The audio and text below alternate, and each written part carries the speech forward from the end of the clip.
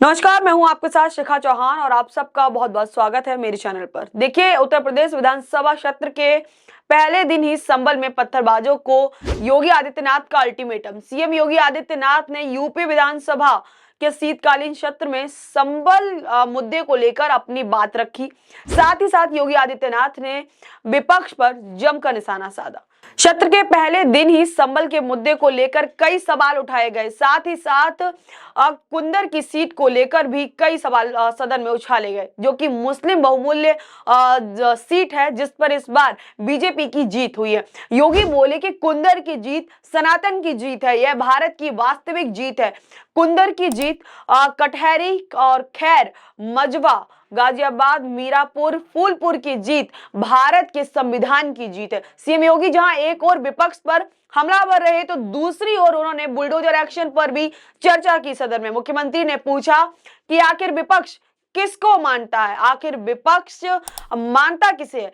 एक तरफ विपक्ष ने सर्वे के बारे में सुप्रीम कोर्ट की बात का स्वागत किया, तो दूसरी तरफ सुप्रीम कोर्ट बार बार समान नागरिक कानून को लागू करने के लिए बात कहता है। भारत अकेला देश है जहां बहुसंख्यक समाज अपने लिए विशेष अधिकार की नहीं बल्कि समान नागरिक कानून की मांग कर रहा है। इलाहाबाद उच्च न्यायालय के न्यायाधीश के समान नागरिक कानून की वकालत की, तो विपक्ष ने उनके खिलाफ राज्यसभा में महाभियोग का नोटिस दे दिया, जो कि आपके दोहरे चरित्र को प्रदर्शित करता है। ऐसा योगी आदित्यनाथ का सदन में कहना था। उत्तर प्रदेश अकेला राज्य है जिसने बुलडोजर की कार्रवाई को सुप्रीम कोर्ट के गाइडलाइन के अनुसार अंजाम दिया। आगे क्या कुछ बोले योगी आदित्यनाथ सदन में, देखिए चल रही स्क्रीन पर वीडियो में। कि माननीय न्यायालय के आदेश पे सर्वे का कार्य हो रहा था और सर्वे हो रहा था। दोसा, मैं आपसे पूछना चाहता हूं, आप पश्चिम में जाएंगे, पता नहीं आप कैसे हैं, आपके पूर्वज भी हो सकता है, और पश्चिम उत्तर प्रदेश के हमारे सभी लोग अपने सामान्य संबोधन में राम राम ही कहते हैं। तो जय श्री राम कहां से सांप्रदायिक संबोधन हो गया? कहां से सांप्रदायिक संबोधन हो गया? हमारे यहां हम जगते हैं, राम ही राम बोलते हैं, मिलते हैं, राम राम का संबोधन होता है, और अंतिम यात्रा में विदा करते हैं तब भी राम नाम सत्य है ही बोलते हैं। राम के बगैर तो हमारा कोई काम ही नहीं है। और अगर जय श्री राम किसी ने बोली दिया तो इसमें उत्तेजना का मतलब, ये नियत आप समझ सकते हैं उस नियत को। ये चढ़ाने वाला नहीं है, ये चढ़ाने वाला नहीं है, ये चढ़ाने वाला नहीं है। एक दूसरा, आपने कुंदरकी की जीत को वोट की लूट बताया। आप एक सदस्य का अपमान कर रहे हैं। आपके सदस्य की तो जमानत जब्त हो गई वहां पे। माननीय न्यायालय के आदेश पर जिलाधिकारी का मतलब जिले का एडमिनिस्ट्रेटिव हेड, पुलिस अधीक्षक उस जिले की पुलिस फोर्स का मुखिया है।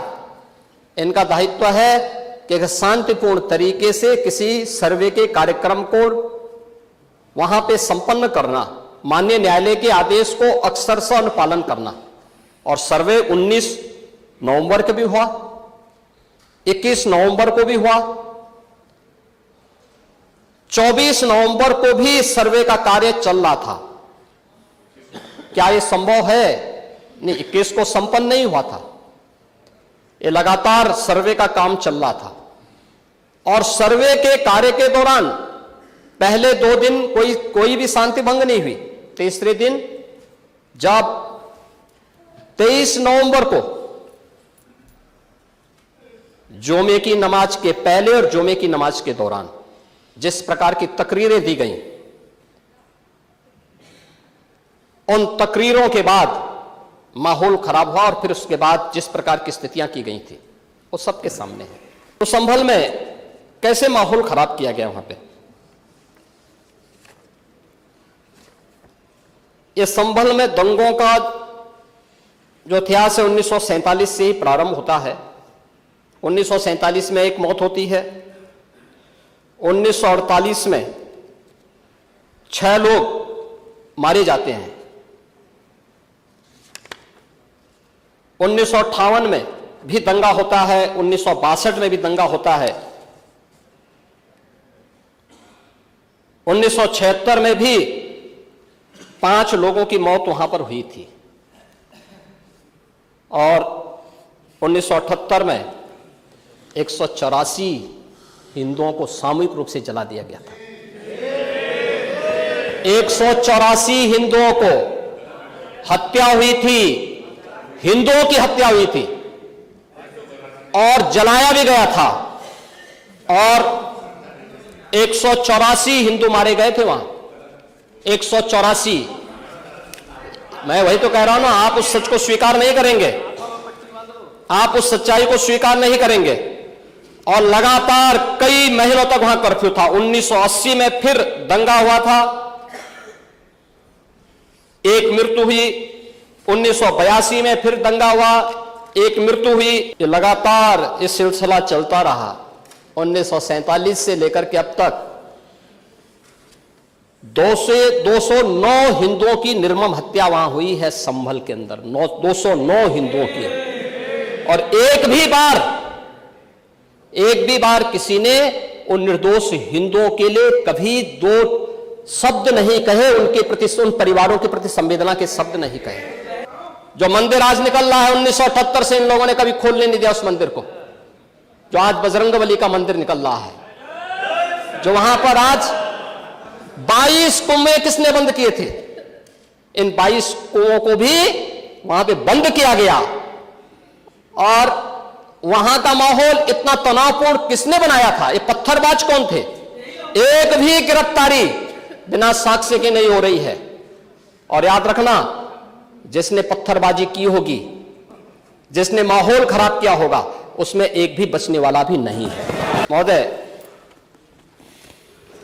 किस प्रकार की स्थिति थी? एक वैश्य जिसने सबको उधार दे रखा था पैसा,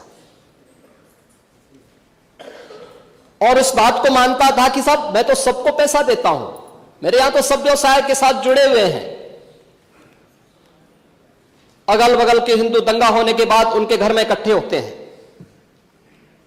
इकट्ठा होने के बाद उनको घेर लिया जाता है।